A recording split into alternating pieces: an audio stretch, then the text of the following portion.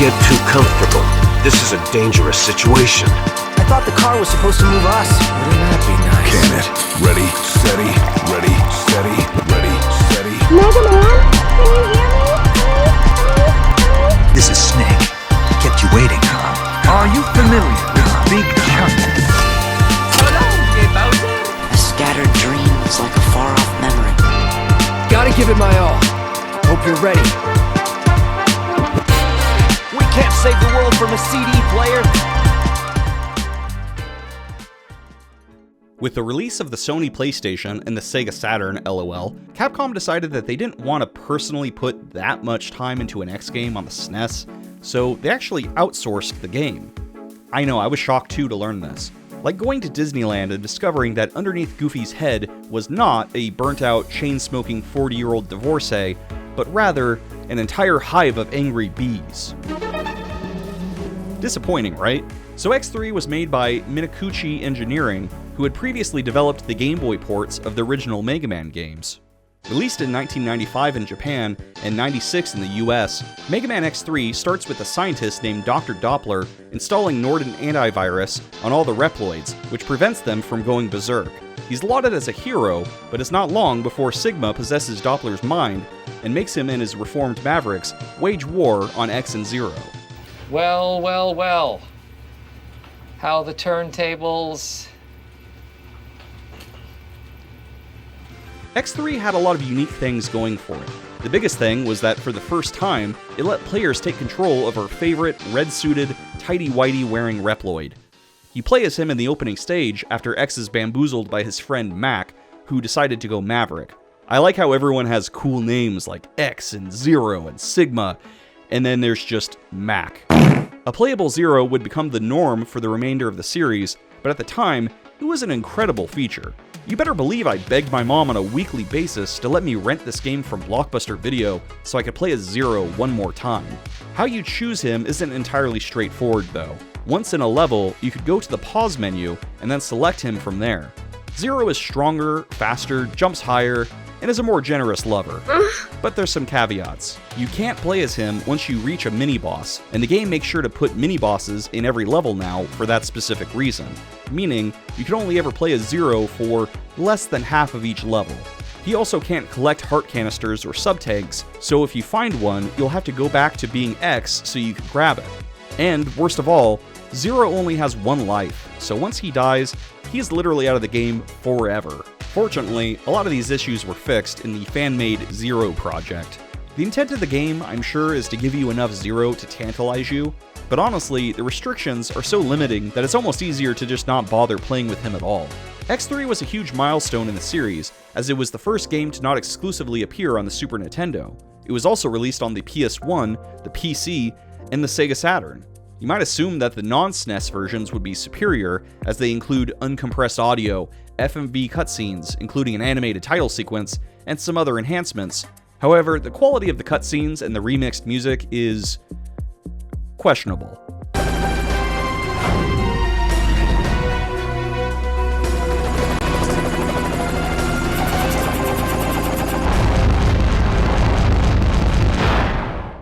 Capcom made the baffling decision to release X3 in January, missing the holiday market entirely. It was also being sold for a higher price than similar games due to the extra costs associated with the CX4 chip. It also didn't help that there was a chip shortage at the time, which made it harder for Nintendo to meet orders. Also, the game was released towards the end of the Super Nintendo's life cycle, with the N64 less than a year away. Oh, is that enough? Should I keep going? All these factors combined pretty much doomed the sales for the game. Ironically, that inflated the price we have to pay for the game now. Less copies sold meant less copies made, which means now there's demand but limited supply.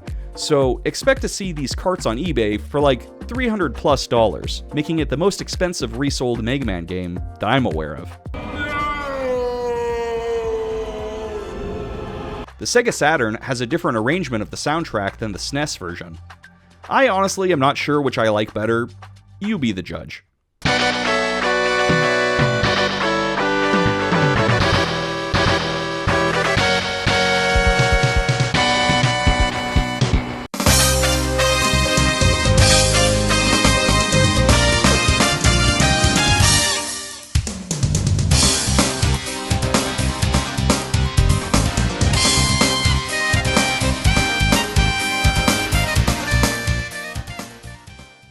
One thing that makes X3 superior to 2 is that the bosses are actually cool again.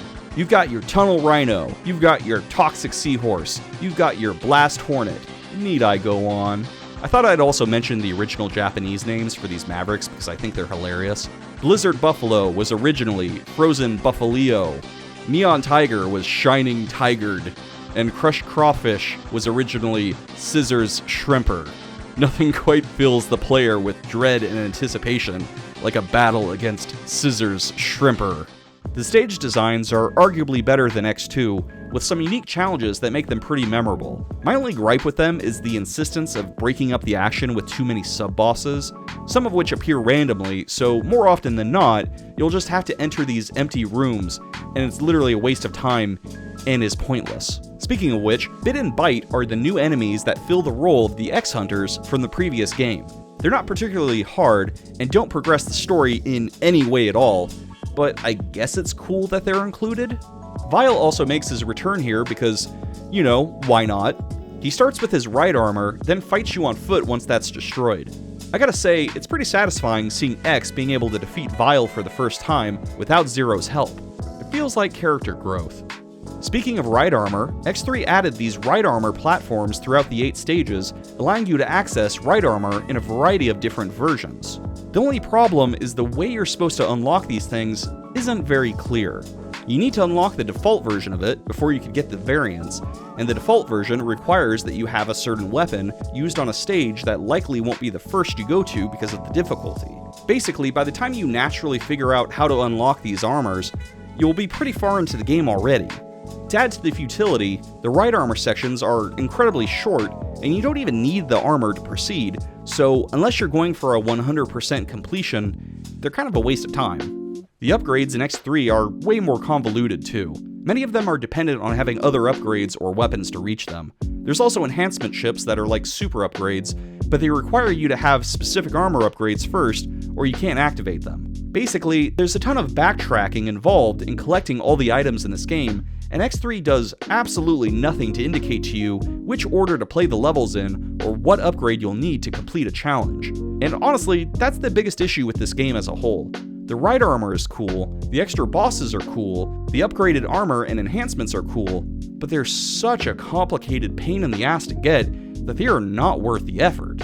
Take the ultimate upgrade, for example. X could get Zero's Z-Blade as a permanent weapon, but first you need to defeat Vile using a specific weapon, then fight a sub-boss in one of the final stages using Zero. Considering Zero can't fight any other boss in the game, the player would have absolutely no reason to think that this boss would be different and probably wouldn't bother using Zero here.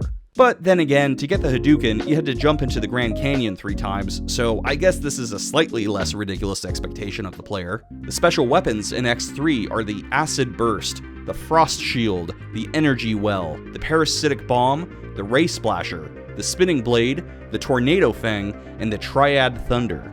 Like X1 and X2 before it, these weapons are hit or miss. The spinning blades are interesting to mess around with, and the charged version of it creates a spinning death yo-yo that's friggin' awesome.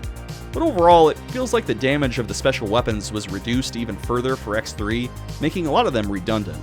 This gravity well ain't useful for shit. The music in X3 is also hit or miss in my opinion. The soundtrack was also outsourced, so it doesn't sound quite like the other X games. Honestly, a lot of the stages had songs I hated, like Tunnel Rhinos and Blast Hornets. But I loved Gravity Beetle's song, so there's definitely some bangers to be had.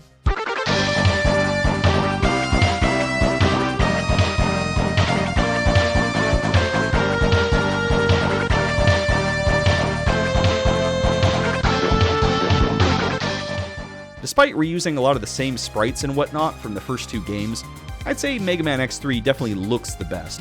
You can see a lot more attention to detail with the parallaxing backgrounds, for example. Probably not the biggest improvement in the world, but still an improvement nonetheless. The game ends with another fight against Resurrected Sigma. This time he's in a giant mech suit called Kaiser Sigma. This fight is probably the hardest battle in any of the Mega Man X games, and the peak of Sigma's power in the series. I mean, look how big that body is and how tiny that head is. Your head's tiny, bro! After beating Kaiser Sigma, Dr. Doppler, no longer under Maverick influence, kamikazes himself, taking out both himself and Virus Sigma via heroic sacrifice. There's a general consensus that X3 is one of the harder X games, but I didn't really feel that way at all. I thought this one was way easier and way more fair than X2. Overall, I really liked X3. The stages and bosses are cool, and Playable Zero is great.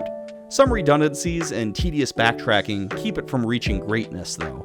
Also, this enemy is everywhere. If I never had to see this little f***er again, I'd be perfectly happy.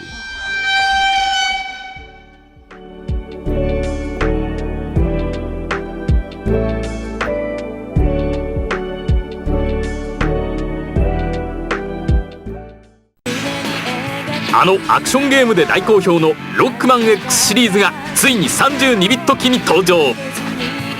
ロックマン X3 定評の爽快感あるアクションに今度はなんと